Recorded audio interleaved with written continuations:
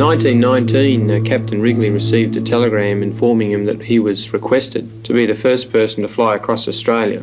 Now, the reason for this request was that the Australian government was trying to survey the route for the pilots arriving from England in the first England to Australia air race. He was asked to fly a BE-2E, which is an old, outmoded biplane. It flies around about 70 miles an hour. The flight itself was one of some danger. It required courage and skill to complete. The result of his flight was that he opened up Australia to the air age. Now, over the years, the advancement of aircraft has taken flying in one particular direction, and that's the carriage of passengers. Now, with new technology, however, they have overlooked flying in a very small, lightweight aircraft. It was only recently that this was addressed and the invention of the ultralight came to be. Ultralight aircraft first appeared about 1972. Now, since then, they have advanced considerably, and they've reached a stage where we can complete a flight such as Captain Wrigley's in 1919 with safety. Ultralights offer people and pilots the freedom of the skies at a very low cost and in a very safe manner. My reason for flying ultralights is for this freedom, and looking back over history, I thought it would be an excellent opportunity to complete some of the challenges that occurred in the past and yet still set records that had never been set before.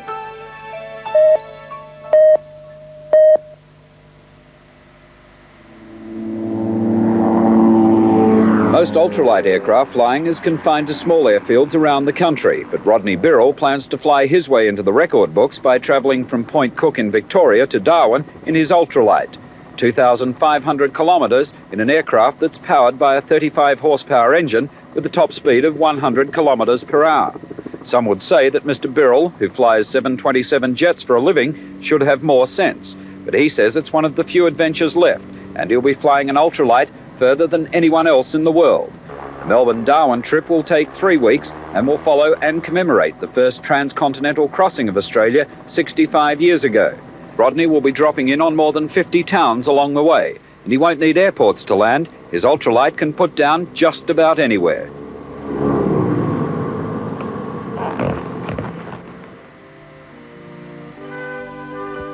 We knew there'd be some difficulties along the line because north of about the latitude of Sydney, there'd been practically no flying at all in Australia. So it was all a sort of new country, and apart from the actual flying along the route, an excellent opportunity to accumulate a lot of knowledge, and that proved to be so.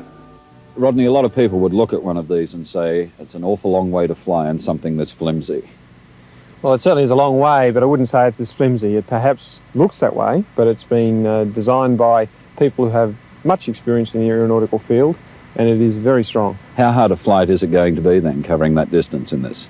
It'll be quite a trip. It's an endurance trip, so it certainly will be difficult, and it'll have its moments. The country we're flying over isn't always hospitable, so it won't be beer and skittles all the way. In England, we had a nasty problem because we were definitely the first aircraft that had ever been there, and as we came into land, the stupid populace, of course, streamed out onto the landing ground in front of us, and there could have very easily been a nasty accident. People all along the route were enthusiastic. You know, all through the territory, people were full out to look after you.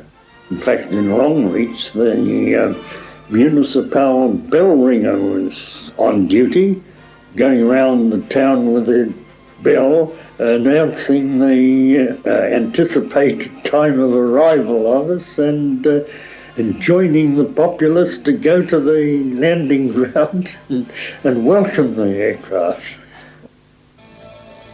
The flight itself will be an epic adventure. We'll be stopping in about 50 towns and cities along the route up to Darwin. We plan to get a lot of the local population involved with the trip to celebrate not only our arrival, but the history of Captain Wrigley's trip 65 years ago. Our trip is officially endorsed as a Victorian 150th anniversary event, and we also have received endorsement from the New South Wales, Queensland and Northern Territory governments. We do expect the interest will be very similar to the interest shown to Captain Wrigley's original flight, and we also have the added advantage of breaking a number of records during our trip. Therefore, we will be not only reliving history, but making history as well. It will be quite an adventure.